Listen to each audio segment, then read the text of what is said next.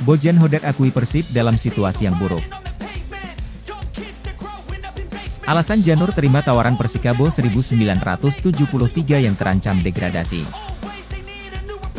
Menolak tumbang, Mark Klok tegaskan tetap gabung Timnas Indonesia. Pelatih Persib Bandung, yakni Bojan Hodak, menegaskan bahwa timnya harus lebih waspada saat melawan Persikabo 1973. Kedua tim akan bertarung pada laga pekan ke-29 lanjutan BRI Liga 1 2023-2024 di Stadion Kapten Iwayan Dipta, Jumat 15 Maret 2024. Maung Bandung datang dengan modal positif setelah pekan lalu sukses mengalahkan Persija Jakarta di Stadion Sijalak Harupat. Di sisi lain, Persikabo dalam motivasi tinggi untuk keluar dari zona degradasi. Duel kedua tim diprediksi akan berjalan sengit dari kedua tim. Menurut Bojan Hodak, Persikabo 1973 bukan tim yang bisa dipandang sebelah mata. Tim lawan baru saja memberhentikan pelatih Aji Santoso beberapa waktu lalu. Hal tersebut karena tren minor yang didapatkan tim Laskar Panjajaran yang belum meraih kemenangan dalam 10 laga terakhir. Kondisi tersebut membuat Persikabo bisa saja membuat kejutan saat menjamu Persib. Sekarang yang berbahaya adalah melawan Persikabo 1973 karena baru mengganti pelatihnya dan tidak mau kalah lagi. Mereka memiliki beberapa pemain yang secara kualitas individualnya bagus. Kami tidak boleh memberi mereka ruang dan harus bermain 100% fokus di pertandingan, kata Bojan Hodak dilansir dari laman Persib. Pelatih berpaspor Kroasia ini bahwa menilai Persib dalam posisi yang kurang menguntungkan dalam duel ini. Pasalnya, mereka memang bisa tampil maksimal saat melawan tim-tim kuat. Namun, dalam beberapa laga justru Maung Bandung kesulitan dalam mendapatkan kemenangan. Dia berharap pemainnya bisa fokus dan mereka bisa mendapatkan kemenangan atas Persikabo. Ini justru situasi yang terburuk bagi kami. Bagi Persib, ini malah menjadi situasi yang berbahaya. Karena kami selalu bermain bagus ketika menghadapi tim di atas, urainya. Saat melawan Persija pemainnya dalam motivasi tinggi untuk meraih kemenangan. Hal tersebut harus tetap dijaga agar mereka bisa konsisten meraih kemenangan. Seperti melawan Persija, saya tidak perlu memotivasi siapapun karena semua ingin bermain dan semua ingin berlari. Masalahnya sekarang kami tidak boleh meremehkan mereka, ujarnya. Pelatih Jajang Nurjaman kini resmi ditunjuk untuk menukangi Persikabo 1973 dalam mengarungi sisa Liga 1 2023-2024. Usai mengemban amanah ini, Jajang Nurjaman mengungkapkan alasan kenapa menerima tawaran Persikabo 1973. Bagi Jajang Nurjaman, komposisi skuad Persikabo 1973 saat ini yang tidak banyak berubah menjadi pertimbangannya. Sebelumnya, pria yang akrab Janur itu pernah menangani Persikabo 1973 pada 2022-2023. Saat itu, Janur memimpin Persikabo 1973 dalam 20 pertandingan.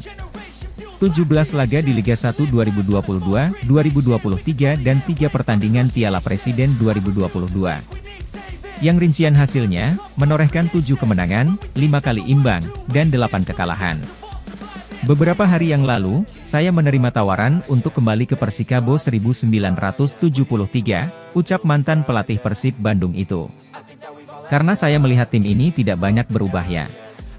Masih banyak pemain lama yang pernah sama saya seperti Manahati, Syahrul, Andi, Dimas, Didik, dan Yandi menjadi alasan saya menerima tawaran untuk kembali melatih Persikabo 1973, sambung Janur dalam keterangannya, Rabu, 13 Maret 2024. Bersama Persikabo 1973, Janur menanggung tugas yang berat. Persikabo 1973 yang kini mengoleksi 17 poin berada di urutan ke-18 klasemen Liga 1 2023-2024. Tim memang dalam kondisi sulit ya, pekerjaan yang tidak mudah, tutur Janur.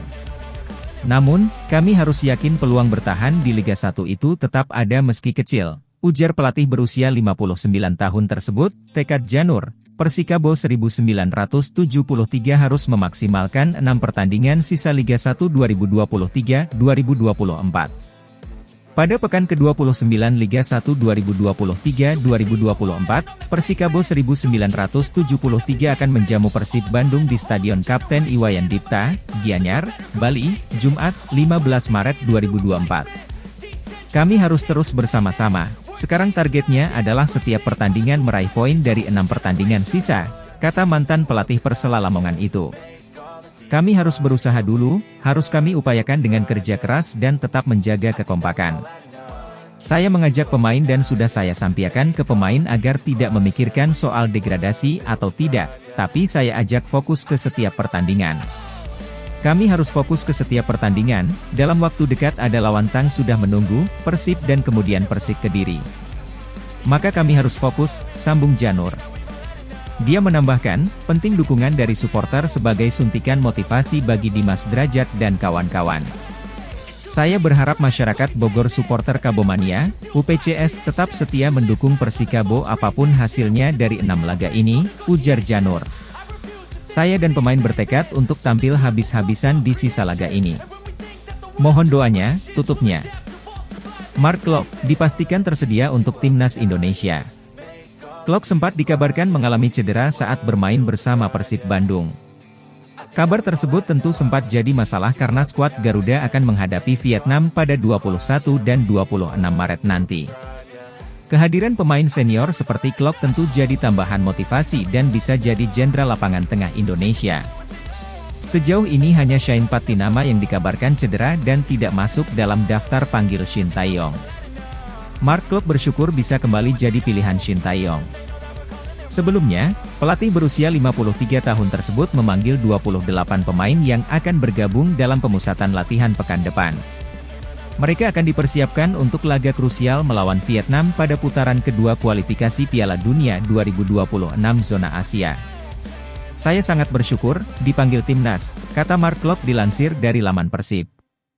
Pemain berusia 30 tahun ini menegaskan, pemanggilan timnas Indonesia selalu spesial. Apalagi, mereka akan bertarung melawan Vietnam yang jadi salah satu rival di kancah Asia Tenggara.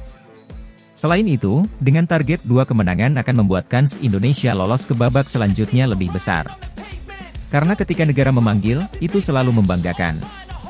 Kami akan menghadapi pertandingan besar di babak kualifikasi, tegasnya.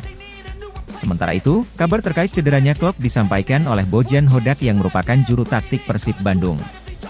Dia menyampaikan bahwa mereka mendapatkan surat untuk melepas Edo Febriansyah dan Mark Klok. Terkait Edo, mereka siap melepas karena pemain tersebut dalam kondisi fit. Klok sendiri masih dalam masa pemulihan cedera dan sempat berpeluang tidak akan dilepas. Edo tidak ada masalah, dia akan pergi. Hanya Mark yang sedang dalam kondisi sulit karena cedera yang dialaminya. Kami harus melihatnya dan melakukan MRI bersama dokter karena dia selalu menggunakan obat penahan sakit. Jadi ini jadi kendala baginya, tapi untuk Edo tidak ada masalah, pungkasnya.